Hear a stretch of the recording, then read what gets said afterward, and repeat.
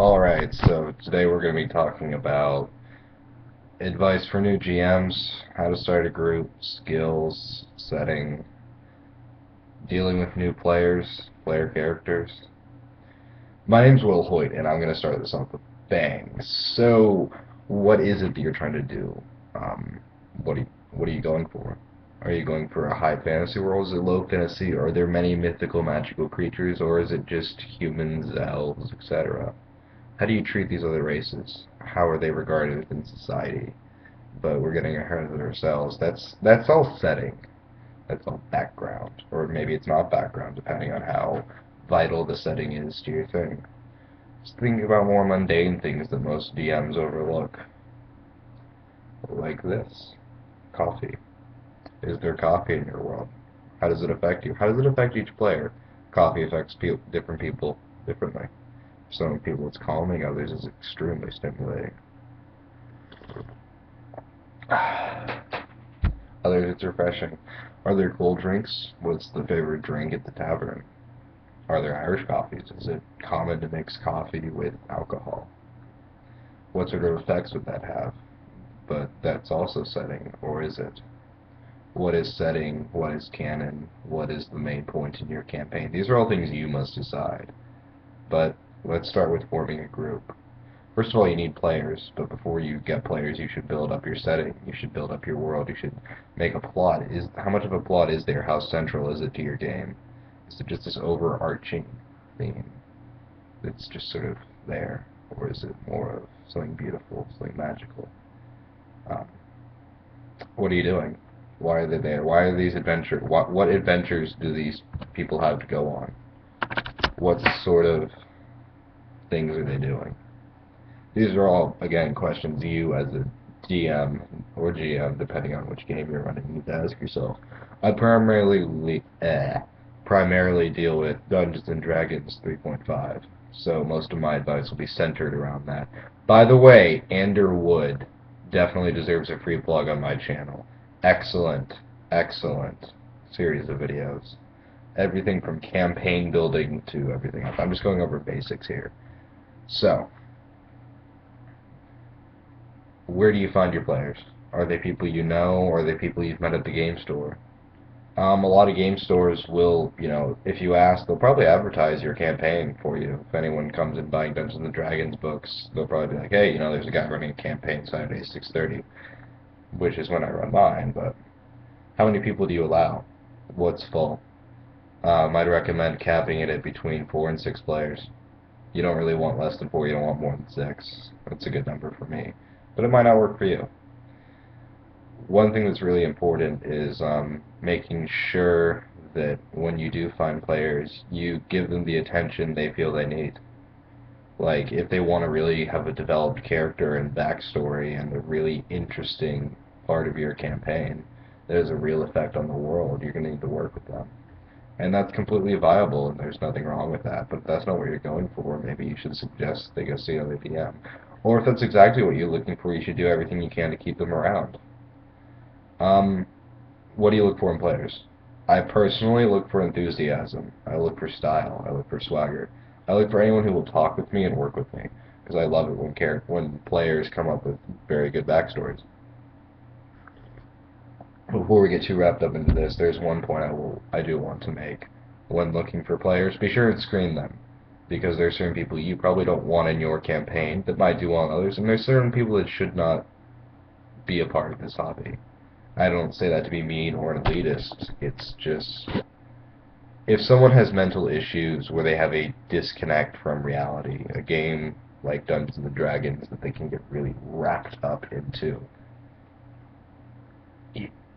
like, they need to already be connected like this with reality. If they're like out here and then this Dungeons and Dragons game becomes more important than real life, that's a problem.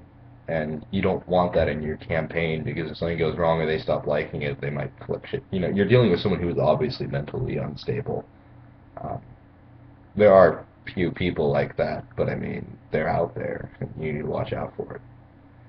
Um, So you're probably, if you're just starting out, you're probably going to be playing at a game store, or maybe you got a few friends who are interested and they're all playing at your house. Make the most of the environment you're in. Ideally, you'd be playing at your house, but that's not always possible. You know, just the logistics of getting everyone there and having stuff ready. Um, when it comes to actually starting and running a session, which is what most of this video will be about, you're going to want to take care of everything ahead of time. Like food. Has everyone eaten? Are people going to be getting up in the middle of your session to go buy snacks? You know, just I recommend getting there, you know, maybe an hour or two earlier. When I run my sessions, there's a tournament running. I usually don't start until 6:30. I usually leave the house around 3 or 3:30, get there around 3:30, 4, sometimes 4:30. So that gives me a few hours. I'll usually make a food run once I'm there. You know, take whoever wants to go with me. Try to make the most of whatever time you have with your players. Like, if you smoke cigarettes like me, I don't have the pack on hand to show you. You probably, when you go out for a smoke break, it's a very social thing, mind you. Just, you know, ask, you know, hey, I'm going to take a cigarette break. Anybody else want to come out with me? You know, maybe just talk, you know, about characters, about what's been going on in their life. I mean, most of the people you're playing with that you're going to want in your group are people you're going to want to genuinely hang out with, because you're going to be hanging out with them for hours, playing a game, working as a team. And you should be working as a team. It's vital to the success of your campaign. Do not see yourself as the enemy of your players. You simply control you control the plots and the enemies they face. You should not be against them. You should be working with them, in my opinion. And I feel that those campaigns do work best, and they have worked best in my own experience. Here's to teamwork. Do you have a map? What sort of setting is it? Do they know where they're going? How does adventuring gear function? Is it just assumed that you all took rations, or do you actually keep track of the rations? Do you make the ranger track his arrow usage? What about the rogue and his daggers that he throws? How does he recover them?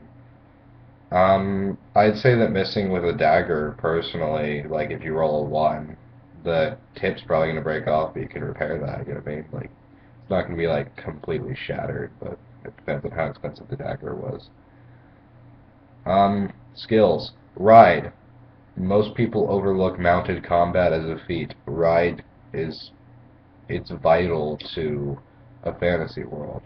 Mounts are extremely cool. A lot of people really like them. I really like them. There's just something heroic about riding in on a high horse and just getting off of it to hell. It's something very symbolic. You know, you have this knight, this man of noble lineage who has dedicated his life to helping the people, or maybe he hasn't.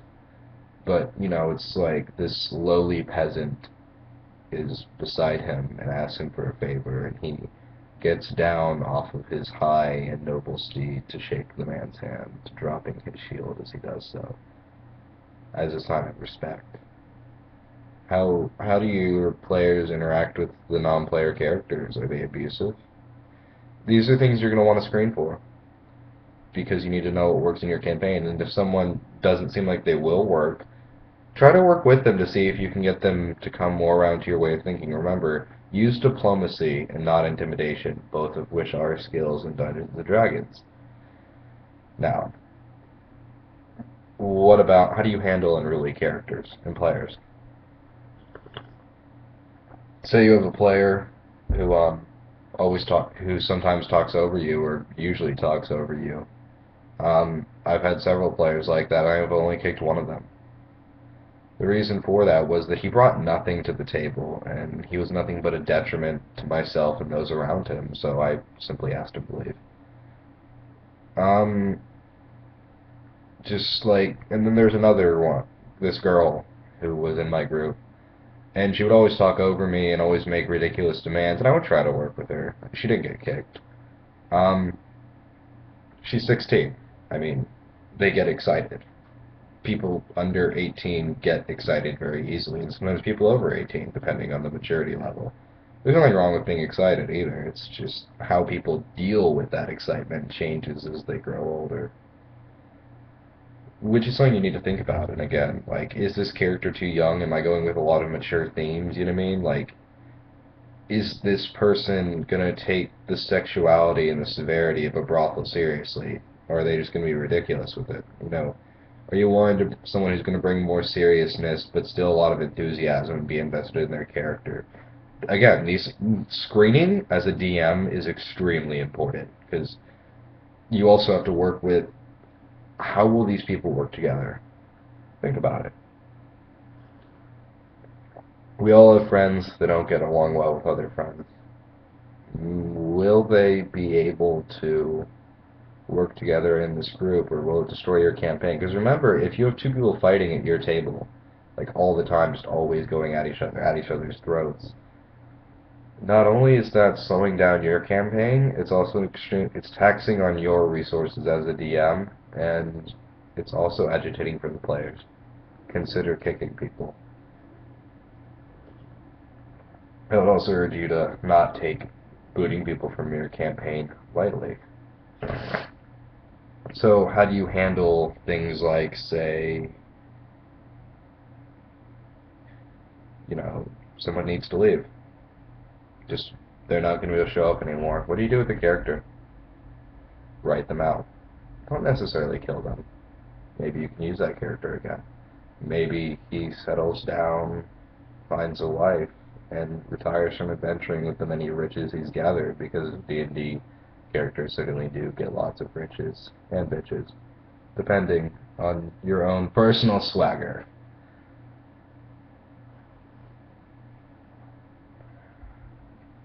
Networking is extremely important for keeping a game alive, um, because people will leave, not because you're a bad DM. Sometimes they will if you're a bad DM. That will happen. But, you know, someone's busy with work, and again, that thing with reality, good players will prioritize work, school, and social life above Dungeons and Dragons. For some people, this is their social life. How do you feel about that? These are all questions you need to ask yourself. But coming back to skills, really make sure that whatever they're wanting to do with their skills, they're able to do in your campaign. I tend to play fighters and monks and knights, but I still give them points in perform dance, sing, oratory, for giving speeches, singing, so that I can, express myself when need be. I can sing songs, battle hymns. I can sing children to sleep if, I'm going for more of a charitable, philanthropic character. Someone who's really going to take care of the people in the village he owns. Or, maybe you never know when that's going to come in handy. If you're playing a female character, that character that I planned on using that for was female. And again, how do you feel about that? I'm bringing up a lot of things just to make you think. What's your setting like? Is it grim and dark? Is everyone depressed? Or is it more lighthearted, where life is generally good, but you still have to work hard? Or is magic just made everything easier? Does magic even exist to a greater degree? How many wizards are there? How many sorceresses? How many sorcerers? What sort of, you know, how do the people react to it? Is magic so common that they're no longer amazed by it, or is it just this wondrous, mysterious thing that's treated with some distrust and a lot of awe and amazement, sometimes fear?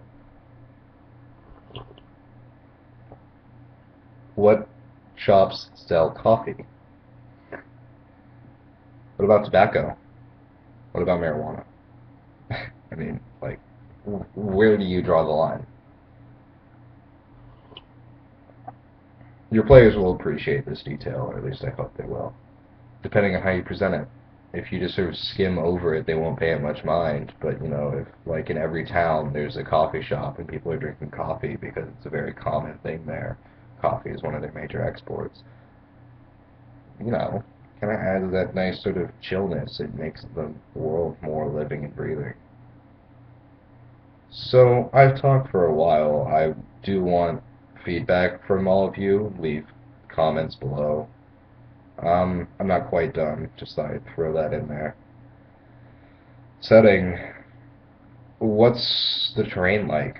Are there mountains? Where are the roads? Dirt roads, paves, highways, well-traveled. How many caravans will they see? How often will they run into people on the road? Um, are the cities arranged in a circle, making it easier for trade as they go from one place to another? How far is the mining town from the major trade cities? How far is it from the smitheries? How does that affect the price of iron and steel goods? How expensive is clothing? Remember, the prices in the book are just that. You don't have to use them that way. You create your own economy. This is just a general overview. Heal is one of the most overlooked skills in Dungeons & Dragons 3.5. It is. You can stabilize people who are dying, and I mean like negative hit points dying. You can stop them from bleeding out as a standard action. Might be a full round, I believe it's a standard. Do you know how amazing that is? You're saving someone's life. They are unconscious and bleeding out, and you have saved them. They don't regain hit points, but they're no longer dying. And anyone can take this. Anyone. Literally anyone can take this skill. Anyone can take any skill. That's how I run my campaigns. I mean, like, maybe not spellcraft, but there's no reason why anyone wouldn't be able to learn to dance. A lot of people overlook dance. It's a silly, useless skill. Not in my campaigns. Festivals are very important. Social events occur often around the players. You know, the players help a town, and then they throw them a dance in their honor, and all the pretty girls dance with the player characters. What kind of conversations do they have? Don't be afraid to make peasants ignorant, but still intelligent and witty. Like, you know, one of them starts hitting on her, trying to get her into bed, and she's like, "Nice try, but I know you're not going to stick around. Why would I risk getting pregnant?" You know. Um, do you assume that everything said at the table is in character? I do. It makes for some very interesting dialogue. Like, again, for the dance scene, like I just had, you know, the last two guys were waiting their turn. They're like, "Oh, your sword's so big," making fun of the way I was talking with the characters. And then she turns and is like, "His sword isn't that big. He had a short sword." And then he actually had to leave, and he's all like, "Ah, screw you." Gets up from the table, walks away. But it's like, "Oh, I was talking about the weapon. No." Oh well. Walks over, dances with someone else. Some people really won't want to, and you really have to ask them, is that them role-playing their character, or is that something they genuinely aren't interested in? Because you want them to still have fun. Wrapping things up, again, talk with your players. I know I've reiterated that. It's extremely important. Know your players. Get to know their backstory. Get to know why they are that character. Get to know all these things, and use it. They have given you so much material to work with.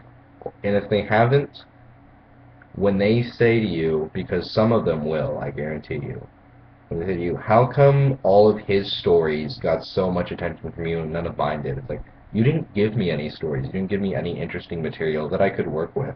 You just had this ridiculous past blurb. Well, that about wraps it up. Leave your comments below. Subscribe, maybe, if you feel like it. You know, I'm going to be doing a couple more videos, so, yeah. Next time I'm going to talk more in depth about economies. Should be shorter. This one's pretty long, mostly because I wanted to cover a broad range of topics. This has been Will Hoyt, signing off. Take it easy, and keep on adventuring.